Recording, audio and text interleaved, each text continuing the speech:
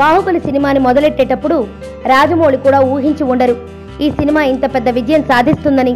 నటీనటులు కూడా గొప్ప సినిమాని చేస్తున్నామని అనుకున్నారే గాని కలెక్షన్లకు కొత్త లక్ష్యాలను ఏర్పరుస్తుందని భావించలేదు. అయినా ప్రతి ఒక్కరూ కష్టపడి 5 ఏళ్లు పనిచేశారు. ఇప్పుడు ఫలితాన్ని ఎంజాయ్ చేస్తున్నారు.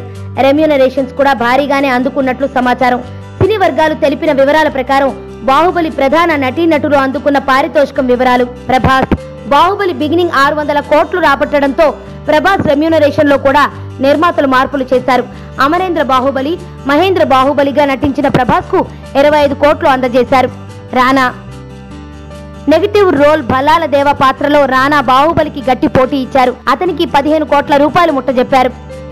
అనుష్క దేవసేనగా అలరించిన అనుష్క బాహుబలి సినిమా కోసం 5 కోట్లు అందుకున్నారు.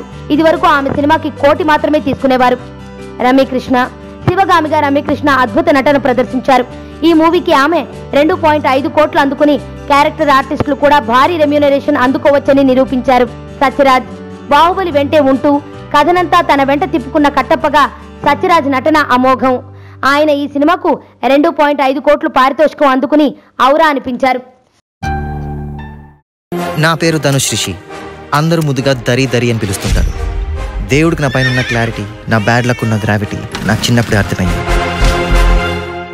నా లైఫ్లో లక్ ఫ్యాక్టర్ రాంగ్గా ఉండొచ్చు, కానీ లవ్ ఫ్యాక్టర్ మాత్రం చాలా స్ట్రాంగ్గా ఉంది. ఒక మనిషి చేయి చూసి తన జాతకం మొత్తం చెప్పేయగలను.